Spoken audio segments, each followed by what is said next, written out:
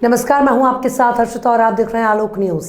CM Bhupesh Baghel हुए दिल्ली रवाना। Media से चर्चा के दौरान विधानसभा चुनाव को लेकर कहा कि सभी आवेदन और प्रत्याशियों को लेकर चर्चा हो रही है।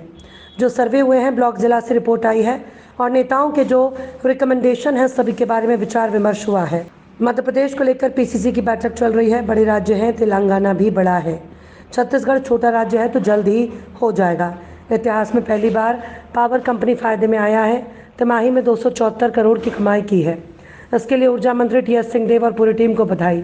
और वानीपुर के बाद को मेघालय और नागालैंड में भी रात्रिकालीन कर्फ्यू लगाया गया। ये जाने कि ये घटनाक्रम बढ़ता जा रहा है। अब पीएससी के मामले में अब तक कोई शिकायत नहीं हुई है। बीजेपी के लोग आरोप लगा रहे हैं कि किसी भी मंत्री किसी भी विधायक का रिश्तेदार नहीं है, तो सरकार की इसमें कोई भूमिका नहीं है। दूसरी बात अधिकारियों के बारे में है तो कोर्ट में जवाब लोग दे रहे हैं। तीसरी बात, भाजपा के शासन में पीएससी की सभी परीक्षा विवादित रहे। हाई कोर्ट में उसके खिलाफ फैसला आया। इसका मतलब यह है कि गड़बड़ियाँ थी उनके कार्यकाल में। कौन सा एग्ज़ाम था जो विवादित ना रहा हो? अगर गड़बड़ियाँ हुई हैं तो शिकायत करवाएं। भाजपा की सूची वायरल होने पर भूपेश बघेल ने कसा तंज। कहा, प्रत्याशियों की सूची को भाजपा द्वारा ही लिंक करवाया गया है। ऐसा नहीं होता। जो जिन मीडिया में सूची दिखाई गई है उनके यहाँ ईडी पहुँच चुकी होती, जिससे प्रत्याशियों के विरोध के बाद उन्हें कहा कि तुम्हारा विरोध हो रहा है, टिकट काट रहे हैं। देश के किस राज्य में आय दोगुनी हुई बताएं? भाजपा के डबल इंजन की सरकार। छत्तीसगढ़ में तो हमने किया है। भाजपा कहती है हमने धान खरीदी की है, जब लिखित आदेश है कि 86 लाख मीट्रिक टन चावल खरीदने की अनुमति दी, उसे घटाकर अब 61 लाख मीट्रिक टन क्यों कर दिया? आप किसान हितैषी हैं तो उसे घटाकर काम क्यों किया?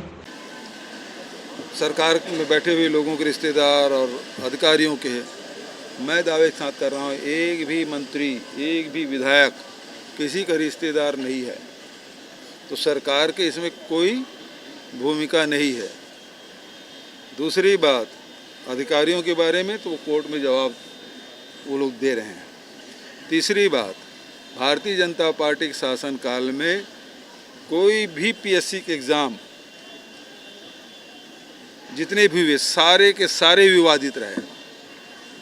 हाई कोर्ट में उसके खिलाफ फैसले आए, लेकिन उसमें कार्रवाई नहीं की रमन सिंह ने। सुप्रीम कोर्ट में अपील कर दी। इसका मतलब यह है गड़बड़ी थी, और गड़बड़ी है तो उस आधार पे कार्रवाई करना था। आज रमन सिंह आज किस आधार पे बयान कर रहे हैं? उसके कौन से ऐसे पीएससी के एग्ज़ाम है जो विवादित ना रहा हो, ये बताएं। और हम लोग सरकार में आए, लगातार पीएससी व्यापम के सारे एग्ज़ाम हो रहे हैं। अब किसी ने लगा दिया आरोप के रिश्तेदार हैं, तो रिश्तेदार हैं शिकायत करिए, हम जांच कराएंगे। एक शिकायत कर नहीं रहे हैं, इनको केवल राजनीति करना है। चौथी बात, रमन सिंह जी, एक महत्वपूर्ण अभी घटना घटी।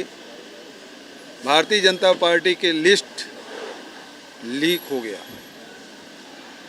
लीक हुआ कि लीक कराया गया?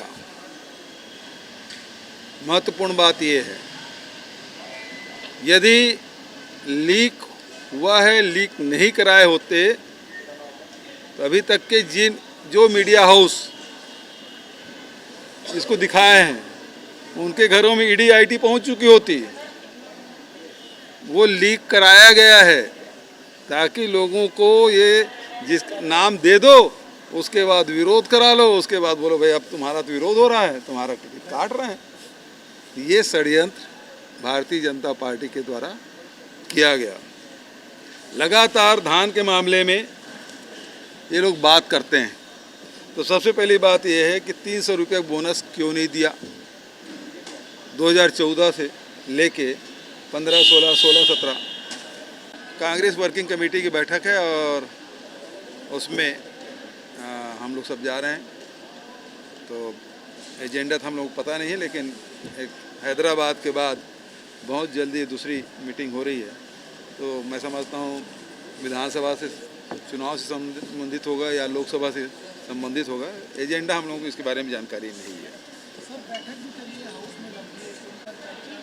हाँ, सभी नामों पर चर्चा हुई है, ऐसा थोड़ी है। जितने आवेदन आए सब पे चर्चा हुई। ब्लॉक से, जिला से जो रिपोर्ट आया है, सर्वे में जो आया है, जो नेताओं के रिकमेंडेशन है, सबके बारे में विचार विमर्श हुआ।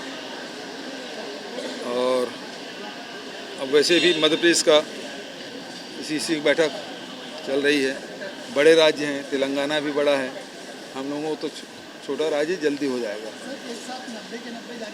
ऐसे अभी एक स्क्रीन पीसी की हमारी बैठक हुई, पीसी की लगातार बैठकें हो रही है, उसके बाद स्क्रीनिंग की एक बैठक हो चुकी है, 2 बैठकें हो गई, एक बार और आए थे, दूसरा राजीव भवन में हुआ था।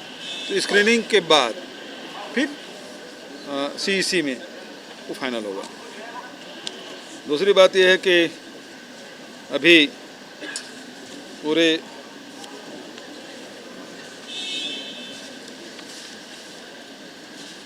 सबसे पहली बात यह है कि इतिहास में पहली बार पावर कंपनी फायदे में आया, 2 तिमाही में 274 करोड़ की कमाई की।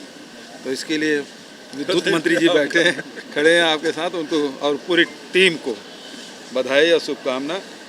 दूसरे महत्वपूर्ण खबर यही है कि मणिपुर के बाद, मणिपुर तो लगातार जल ही रहा है, अब मेघालय और असम में भी, नागालैंड में भी अब कर्फ्यू, रात्रिकालीन कर्फ्यू लगाया गया है। मतलब ये जो घटनाएं हैं वो बढ़ते जा रहा है। जो 7 सिस्टर हम लोग कहते हैं नॉर्थ ईस्ट का, अब उसमें से 4 प्रदेश इससे प्रभावित हो गए हैं। तीसरी बात, अभी भारतीय जनता पार्टी के लोग लगातार पीएससी के मामले में बात कर रहे हैं।